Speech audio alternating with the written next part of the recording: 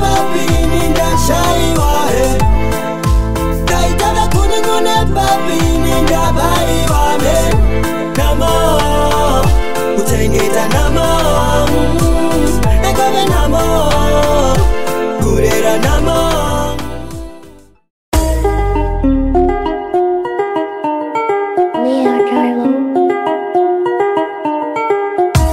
Congolais et Congolaises, habitants du monde entier, dans l'optique de vouloir vous offrir un cadre de vie sain, paisible et sécurisé, Toronto City VIP de Maluku met en vente des terrains de 20 mètres carrés à bon prix. Ces terrains bénéficieront de l'eau potable, l'électricité et des voies gravelleuses.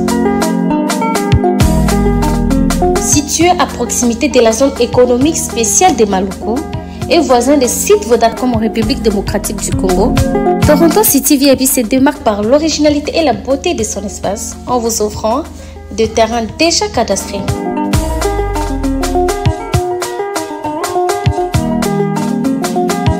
Biso Toronto City VIP de Maluku. Toza non loin en zone économique, pene ya cité Vodacom. Toza awana ba parcelle il y a 20 mètres carrés na talo malamu. Possibilité de paiement cash ou par échéance. Pour plus d'informations, contactez Papa Willy Mafoula au +1 905 730 1540.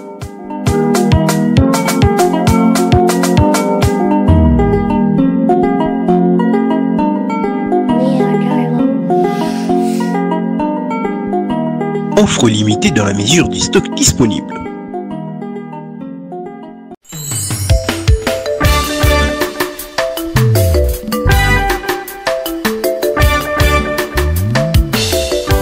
Service traiteur La Providence, Maman Eliane Nitou.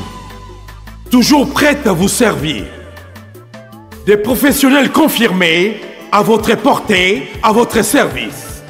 La préparation de votre cérémonie de mariage, baptême, anniversaire et tout autre événement.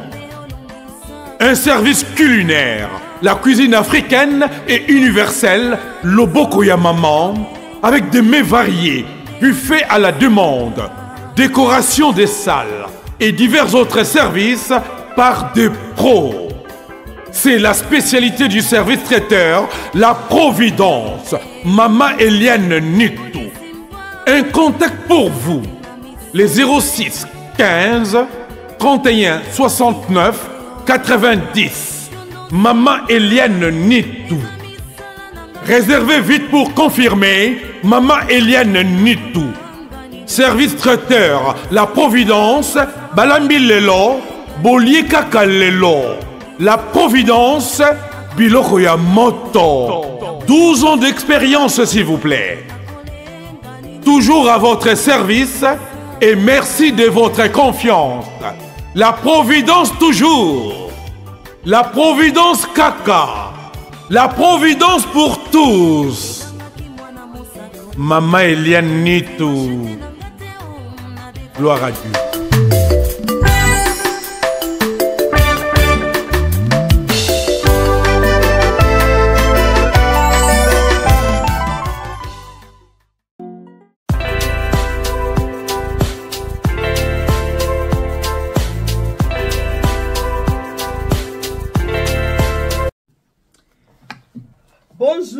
Bonjour. Mbote mingi na bine soto ba ebolinga ka Maman Eliane Nitou.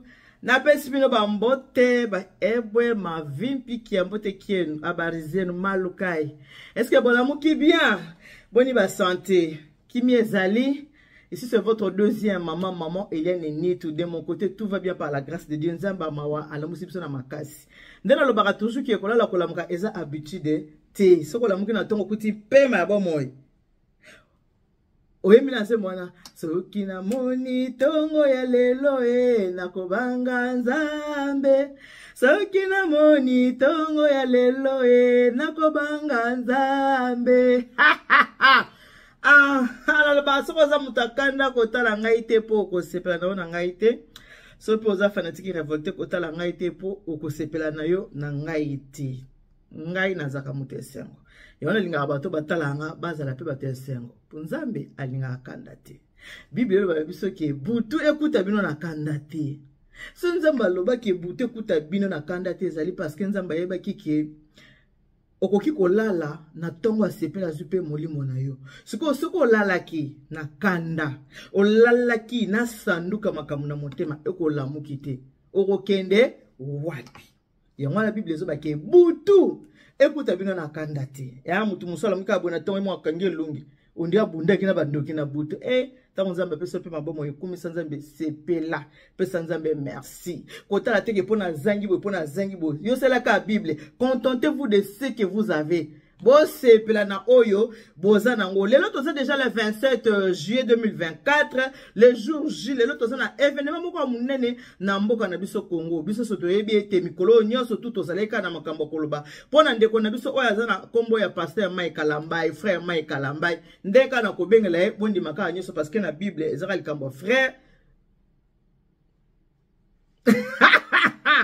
toza biso nyonso ba frère na ba sœur pasteur, évangéliste, docteur, archibishop, évêque, et à ba titre, mais pas un zambé, tozaka ba frère na ba sœur. Vous voyez que tous un événement mounene vraiment, ya mokolo ya lelo ezande likambu, ezande likambu.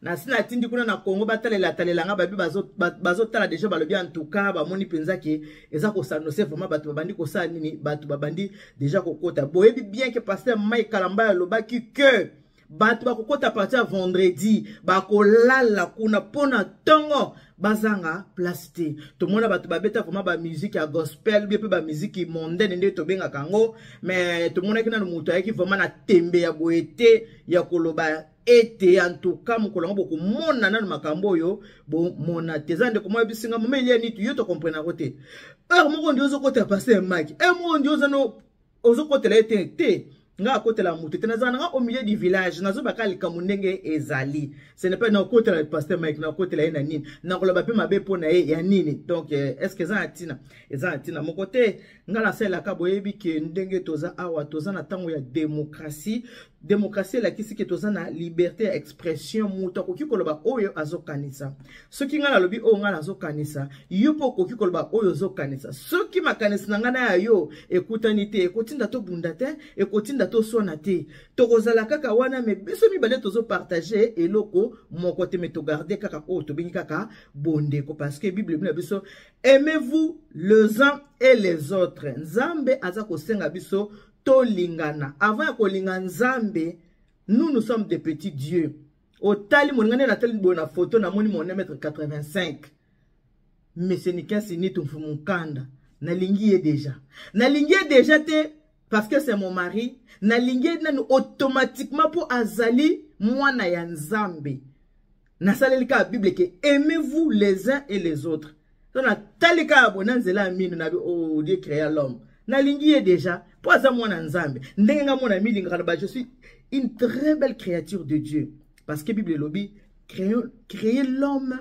à notre image et moi je suis l'image de Dieu voilà pourquoi bon nanga nazokumisa matama nanga ezelo kwa mama Denise bon nanga nazomi kumisa bona bi nazaki toko pona nazaki toko pona za ekelamu ya nzambe bible lobi créer l'homme à notre image donc je suis l'image de Dieu voilà le 27 juillet 2024 batunyo somi sozotala ka na stade bazotala kaka bazotala babi lelo ekozala ndenge nini parce que ndeko na biso pasteur Mike asali makelele makasi makelele penze salami alors mukolongo yango totala ndenge koleka nde balobaka ete vaut mieux la faire d'une chose que son commencement alors tokotala ba makelele nyonso pasteur Mike Kalamba ya salaki mukolo suka ezali lelo pona abeta musique na ye oyo asaleli ba campagne na ye de gauche à droite lelo nde miss na biso nyonso ezaka aboy eza kota alors avant tokota na kosola na likambo na zana ngo posa eza na bisaka bino ke batu mingi batala ka soki mutatali muso bingo na téléphone bosololi muso selo pe voice ke tala boy alors na ko tshela bino voice moko ndeko na biso ya vanda na Israël s'il vous plaît ya vanda na Israël atala ka maman Eliane Nitu alobi ka sepelaka na ba émission maman Eliane Nitu mazaki na posa ko intervenir par rapport ya ba invité oyo bakoza na stade lelo ba invité ya pasteur Mike Kalambai ye alinga chaka. Donc il veut juste mettre les points sur les i par rapport à ba invité, par rapport à Yahweh Ranson au ba invité, par rapport à Fali Poupa au ba invité. Donc il est kambo oh ya linga ki koloba yangwana et puis à se référer vraiment à la Bible to bossa na te ki ya fani na Israël. Pour commencer na ko souhaiter na nous joyeux anniversaire à mon beau-frère na kombo ya Nitu Mavunga Larios. Ya botama bongo le 27 juillet. Nitu Mavunga Larios, mon beau-frère, le 4e de la famille, hein, Nitu, avant de rabon en boka Belgique, azape évangéliste. Naebi ke lelo, avant de kakawazo tala, pasteur Mike Kalambai, ndenge nini, akosela ya biso balolaka. Joyeux anniversaire, mon beau-frère. Mbota mama lamo. Yoza beau-frère, mais ngana koma maman. Ndebe no benga nga mamu. Nazo place ya maman Louise. Na koma Nitu aliboso. Na kati ya ba Nitu parce que na bala est né de la famille Nitu. Nga pe na koma maman Nitu. Ndenge maman bokilo na nga. Akoma ka pe maman Nitu. Ndenge nga pe na koma pe maman Nitu. Donc maman ya libota ya ba Nitu nyonso. Joyeux anniversaire papa Larios Nitu. Nzamba zala na yo. Nzamba batela yo. Nzamba ba papa Larios yo zak évangéliste. Lobi comme pasteur hein. Moi appelle lobi comme pe archibishop. Comme évêque. Bonne journée papa Larios. Na ebika ke maman Janine. Na Saint Amour. Na Prince. Na Marie Monique. Na ebike. Babongisela ki yo déjà gâteau na yo po yango penza ezanga kate na mukolo anniversaire na yebi ki babongisela ki yo déjà gâteau na yo na yebi ki mukolo lelo penza nyoso to eza bien so ngena ngona ndenge na ngana binyo so vraiment eza tokos toko yoka ndeko na biso aza na Israël atalaka ngai ndenge pe mingi awa botalaka pe ngai toyoka ye makambo a lobi ezoyoka na malamu penza te so bo capter bien te ngana kolobela bino parce que to solola ki yango pe na téléphone tant on ki ba voice abenga kinga pe to solo laki toyoka ye nini akoloba. Bonjour maman Eliane Nitu. Je pense que vous allez bien. Ngapena bien na Ngolo Nzambe. Na vandi na Israël. Bon, na ville ya Galilée. Nalandaka bino mingi mais ça la émission non bien. Mais nalandi na émission ya Mike Kalambai. Émission qui bien mais côté mon lobby que to comprendre frère Mike na makambo lobby na molimo abimaki mwa muke ya mama Nitu mama Eliane Nitu na ngala loba boyeke mama Nzamba kompela mukute mama Eliane Nzamba kompela mukute ce qui va le baquer, qui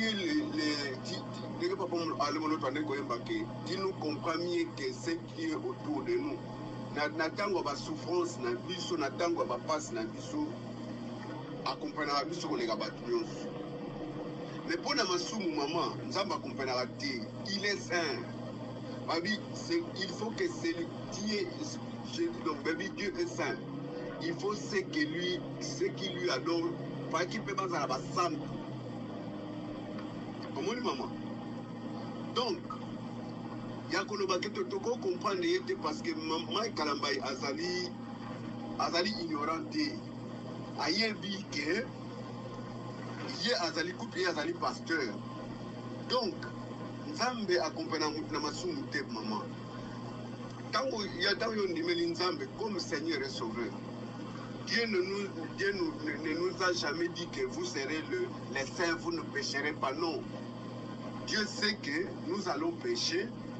Mais la Bible dit que même si nous avons un avocat droit du Père.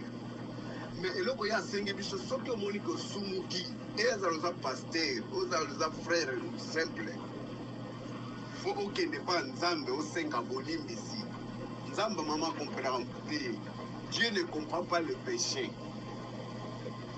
Nagoye biso maman, tango David l'homme selon mon cœur. Tango alinga tongela Nzambe ndako. Nzambe tsageni.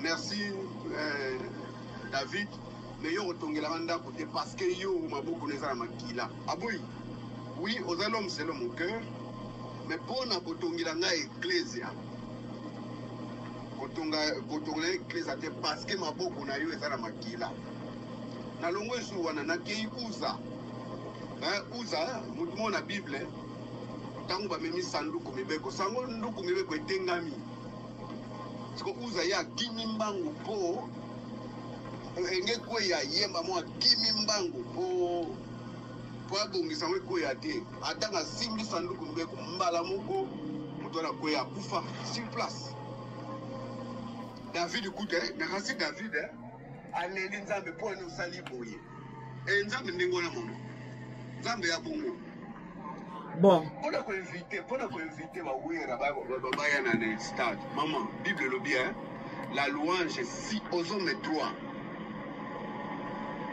but ce qui wera côté l'église inviter ye que wera yaka l'église kofia ka l'église ote abango le banzambe mais yo okende somo ke envers bango kaka pour ote abango le banzambe mais so te bango zonga noki mais oetanga mi louange au grand roi, maman, Bible le dit, l'Éternel est dans son saint palais, que tout s'écrit gloire.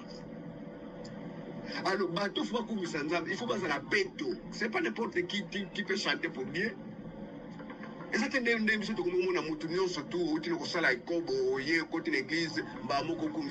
non, c'est pas ça, maman. Bateau faut bakumisa nzambe eza bateau babungisa mi faut bakumisa nzambe. Vous comprenez maman Eliane, ce n'est pas tout le monde qui peut chanter pour Dieu. Voilà.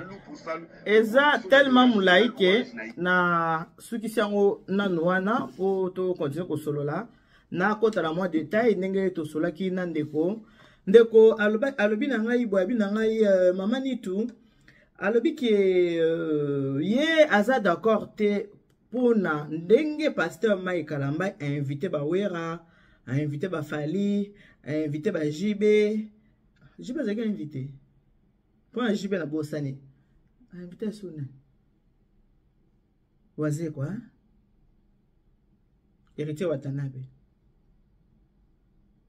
ba musuna bosani alobi pona ye a préféré de to solo laki pasteur Mike ateya bango koteya mais podium wana pona ye eza place esantu eza place oyo akoki komatisa batu wana te parce que batu wana nan babongola mitema te batu wana nan bandimela nzambe te lokola babongola nan mitema te bandimela nzambe te baza na droit ya komata na podium wana te pona basimba micro wakata fali puto fali amatika kabweka 207 oyo ebomaka aye na suka beti taros mumoni abe ko mona kaka mati wana abe mona ka wona tanga matika aboye abo sene ta bebeta ngengengengenga limbisanga machantale limbisanga Switzerland abosani pourquoi parce que azana podium awoye bateke bazo yemba ezabisengwa lola nenge toye awa est-ce que tolangwe tola akobosana alors akofi ko matisa bango na podium te yango yaki na exemple à lobby l'homme selon le cœur de Dieu parce que na kombo ya David l'homme selon le cœur de Dieu l'homme mutu selon motema ya nzambe tango alingaki asala nzambe ecclesia nzambe alobi te oza dini te ya kotongela ngai po maboko na yo eza na makila nzambe aboyaki abi soki kutu nzambe aboyaki David l'homme selon son cœur atongela ye combien de fois Mike Kalamba oyo kutu po bimsela ba makambo ebele na koloba ate ya nkola concert batu baki na bango concert po ngana ko pekisa mutaki concert na ko pekisa mutute toza koloba po il faut toloba ba voice ebele mais mwana chano soza te to telemika place ya l'homme selon le cœur de Dieu David nzambe ye moko aboyaki proposition ya David angaki atongela nzambe nzambe alobi yo te maboko na yo eza na makila yango ndeko avandi na Israël alobi yaza d'accord te ke bazwa bato ya mokili bamatisa bango na podium pona ye podium eza place moko il faut ezala saint mais na ye moko pasteur Mike akende komata na podium aza pe saint te po makambo nyonso ya sali o nyonso to asaleli mingi bonzoto ne asali ya bike mukolo yango abi mamani te foko landa maloba ya mutu alobi boye pasteur Mike ngala kokende kotikela kulutu na ngai apesi grand frère na ye respect ezate lokola o to moni ba prophétesse muto aza mukolo na ye o mwana mwasi wana o mwa me kalamba apesi respect na kulutu na ye Weranson par rapport ya Rebecca mwana mwasi wana komona ki ona kosalela liloba faut kopika Bible lobi nzambe ayokaka losambo ya bato ya masumu te po esala ke makelele na matoi alobi tango alobi ke na kokende kotika invitation nga moko tango tokoza sko na podium na stade na kotuna ye yangiama na plein oyo nga na sali na plein oyo yo wapi oyo eleki alobi ye ndenge ni akoy Mike Lamba ndenge ni à l'avance ya koyeba ke plein na ende koleka ya Weranson omonte ke ya bonzoto parce que balobaka ete on ne chante pas la victoire avant la guerre. On ne chante pas la victoire avant la guerre.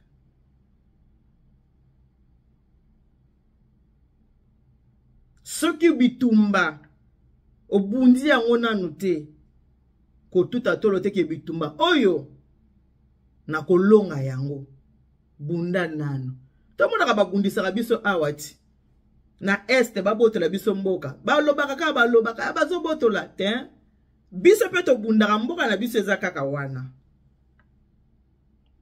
Ça fait plus de 30 ans to ana bitumba o muna nga botola biso mboka na biso eteni ya mboka me to bundaka kaka soki baye biso pe to ye baye biso pe to tete eza mabele abakoko na biso to kotika yango ekende te ba ope babundisaka biso bayaka tout atolo te ke tozwi ya babundisaka biso kaka. Donc juste pour nous dire on ne chante pas la victoire avant la guerre.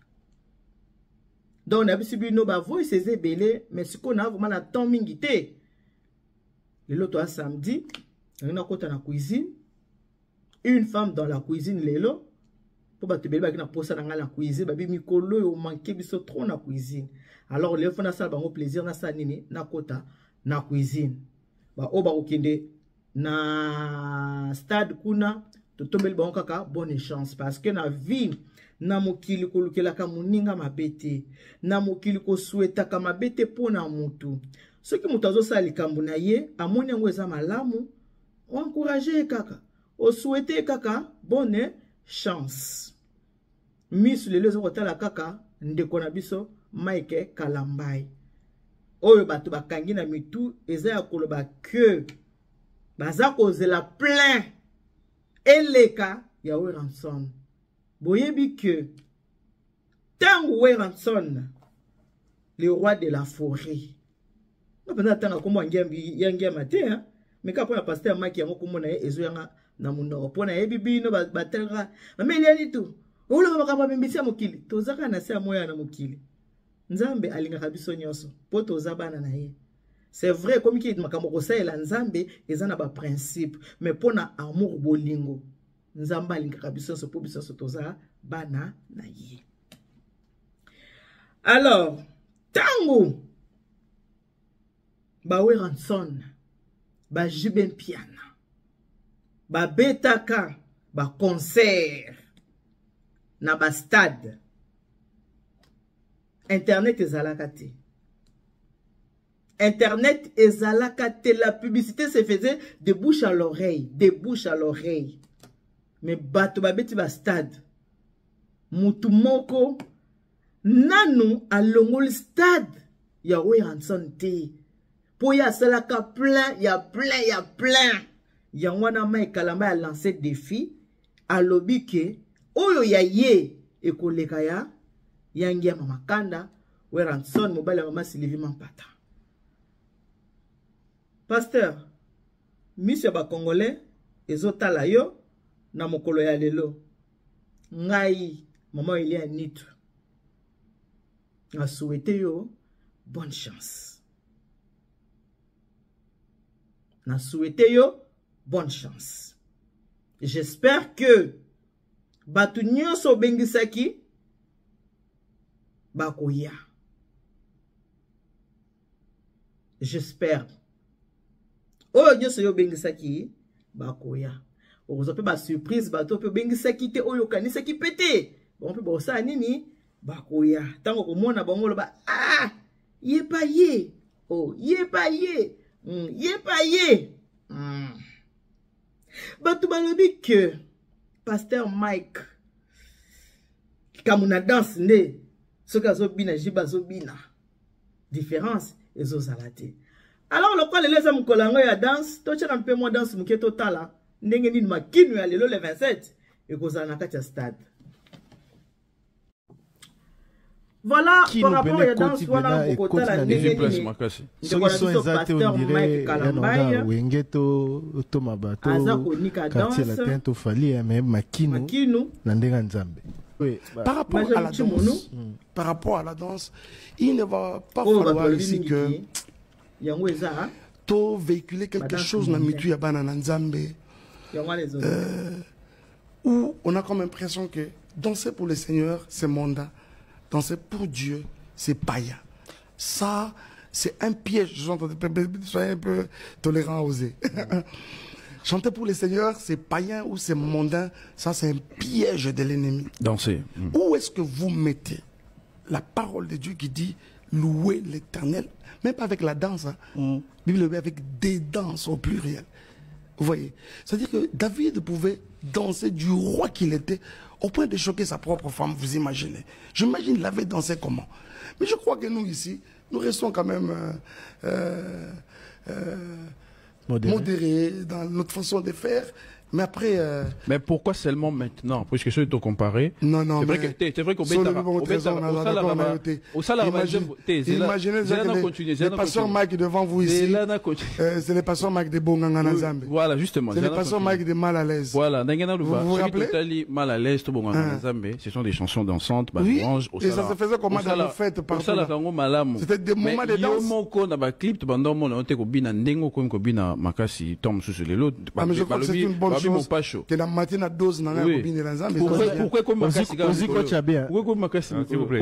bien les mêmes pas de danse, autres ont retrouvé Kuna, ont retrouvé un peu Awa, donc on changeait peut-être le pasteur peut danser, au point que le pasteur peut danser Mopacho, qui est ce que les paganistes dansent. Non, c'est-à-dire qu'après, vous savez qu'il y a une chose. Quand Bissenwalo là est sorti, je vais vous dire une vérité, je vous regarde droit dans les yeux. Je n'avais jamais connu qu'il existait une danse Mopacho. Bon, ça, je vous regarde droit dans les yeux. Pas de danse, regardez bien, s'il vous plaît. Regardez bien Bissenwalo là, comparé ça à Mopacho. Qui n'a pas Yomoko, chorégraphe. Nous avons plusieurs personnes. Les musiciens, généralement, quand nous y allons, ça vient des musiciens, ça vient des... Voilà, donc si on a bomoni ndenge pasteur Mike Kalamba boyo qui peut pas poser ba question sur dans sango ba lobi ki je sais lobi so kanka mi so mona ka winge ka mtezo beta boyo qui peut ba explication na ndenge nini a pesi ndenge nini a se défendre par rapport ya dans au boza ko reprocher. Voilà, ce que vous avez na katia chaîne Oyo na kosenga na yo o s'abonner na Eliane Nitu TV. Après avoir s'abonner, ou activer cloche de notification pour que o rataka ba émission te so ba émission ce qui continue na katia chaîne na biso. Ici, c'est du vrai, c'est du vécu, c'est du quotidien. Il y a un de tous à Nakati, à chaîne, Eliane Nitu TV. Maman, Eliane Nitu, Nazana Moussalo, Nazara, service traiteur, la Providence. Ce qu'on a pour ça, il y a mariage, peu importe. Faites aux gens besoin, aux gens pour ça, faites nous à la bien à la qui toko. J'ai 16 ans d'expérience. Na salle, la peu, bah, oh, les gars, na ba télévision, na monsieur, mondial en France, na gagné peu.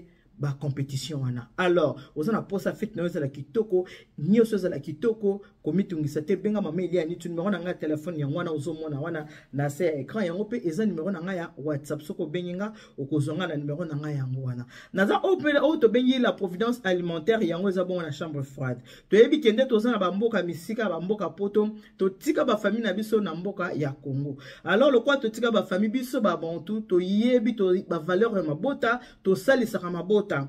Biso to salisaka papa ya botio to mama ya botio te to salisaka noko mama kulutu mama leki tata mwasi yaya peu importe même voisin na yo okoki ko salisa ye. Alors pona yango okoki ko benga mama ile ya nitu na saka livraison à domicile na kati ya Kinshasa mobimba. Sombela ndeko saki ya loso, somba saki ya madesu, somba semoule, somba mafuta, somba mungwa, somba nyonso na la providence alimentaire ezali. Oza na besoin ya carton ya soso, oza na besoin ya carton ya ngombe, carton ya mabumu. Bino mo boyebi ke maman ile ya nitu la providence alonga nzala.